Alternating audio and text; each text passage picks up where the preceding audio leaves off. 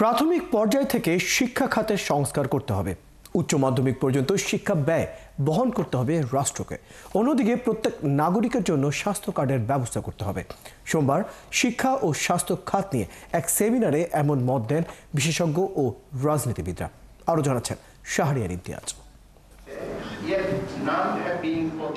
নীতি গবেষণা বিষয়ক বেসরকারি সংস্থা সিজিএস এর আয়োজনে এই সেমিনার।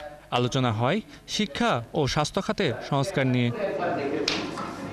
বক্তারা বলেন, শিক্ষা খাতের আমূল পরিবর্তন করা দরকার, আর সংস্কার করতে হবে প্রাথমিক পর্যায় থেকে।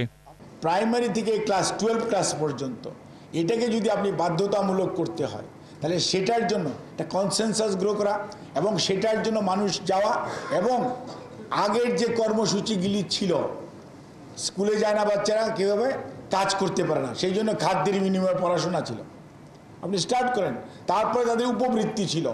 আমাদের যে পটেনশিয়ালিটি আছে বাংলাদেশের বাঙালির, সেই পটেনশিয়ালিটি কিন্তু কাজে লাগিয়ে বাংলাদেশ একটা ভালো অবস্থায় যেতে পারে বলে আমি খুবই আশাবাদী। 12 ক্লাস পর্যন্ত প্রতিটি শিশুর শিক্ষার দায়িত্ব রাষ্ট্রকে নিতে হবে। সেই মানসম্পন্ন শিক্ষা দেওয়ার জন্য মানসম্পন্ন শিক্ষক, মাতৃভাষায় শিক্ষার ব্যবস্থা।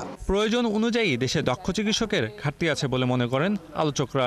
একই সাথে সার্বজনীন হেলথ কার্ডের কথাও বলেন তারা। ন্যাশনালাইজ ইলেকট্রনিক হেলথ রেকর্ড, যেখানে জন্ম থেকে কারেন্ট সিচুয়েশন পর্যন্ত যত রোগ, যত ওষুধ, যা টিকা, যত এনকাউন্টার হয়েছে হেলথ কেয়ার সিস্টেমের সাথে, সবগুলো যাতে একটা জায়গায় থাকে।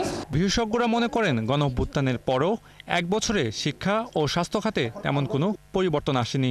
আমাদের একটা দাবি ছিল বরাবরই যে শিক্ষা কমিশন হয়নি, ঠিক আছে, স্থায়ী একটা শিক্ষা কমিশন করতে হবে, তাহলে আমাদের শিক্ষকদের রাস্তায় নামতে হয় না বেতন ভাতা মর্যাদার জন্য।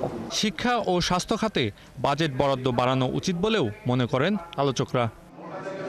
শাহরিয়ার ইমতিয়াজ, সোহান, ৭১, ঢাকা।